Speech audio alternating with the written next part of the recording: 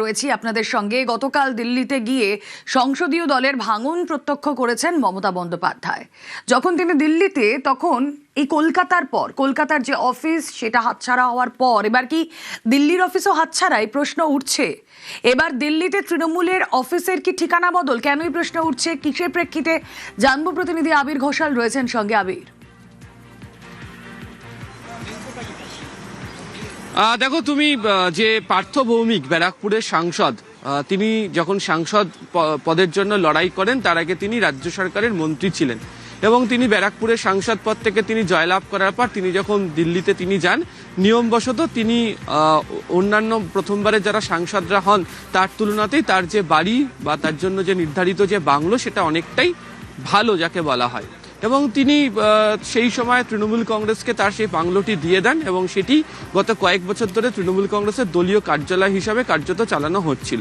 সূত্রের খবর, যেহেতু তিনি তৃণমূল কংগ্রেসেরই বিদ্রোহী ব্লকে তিনি যোগ দিয়েছেন, ফলে সেক্ষেত্রে দাঁড়িয়ে সেই বাংলোটি তিনি পুনরায় সংসদের যে সচিবালয় সেখানে তিনি জানাতে পারেন হয় সেটিকে তাকে ব্যবহার করার জন্য দিয়ে দেওয়া হোক, নয়তো এই বাংলোটিকে ফিরিয়ে দিয়ে তাকে অন্য কোনো বাংলো দেওয়া হোক।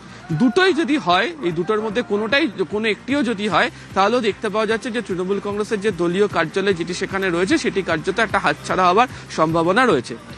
আমরা কলকাতাতেও দেখেছি যে কলকাতাতে যে তৃণমূল কংগ্রেসের যে অস্থায়ী তৃণমূল কংগ্রেস ভবন যেটি রয়েছে হচ্ছে বাইপাস মেট্রোপলিটনে, সেটির যিনি বর্তমান মালিক তার তরফ থেকে বারবার ধরে বলা হচ্ছে যে বাড়ি যেন তারা ছেড়ে দেন।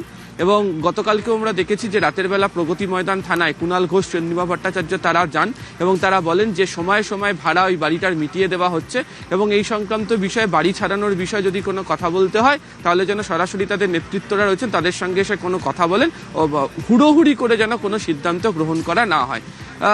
এখনো পর্যন্ত একাধিক সাংসদ রয়েছেন যারা বলছেন যে তারা মমতা বন্দ্যোপাধ্যায়ের সঙ্গে রয়েছেন, ফলে সেই সাংসদদের যে দলীয় কাজ দিল্লির মতো জায়গাতে সেটাকে চালানোর জন্য একটা বাড়ি বা ভবনের অবশ্যই দরকার পড়বে। ফলে এক্ষেত্রে দাঁড়িয়ে যদি পার্থ ভৌমিকের তরফ থেকে সেই বাড়িকে ফিরিয়ে নেওয়া হয় বা তিনি যদি তার হাতেই পুনরায় হস্তান্তর করে দিতে বলেন, সেক্ষেত্রে দিল্লিতে দলীয় কার্যালয় চালানোর ক্ষেত্রে তৃণমূল কংগ্রেসকে যথেষ্ট অসুবিধার মধ্যে পড়তে হবে। ওকে।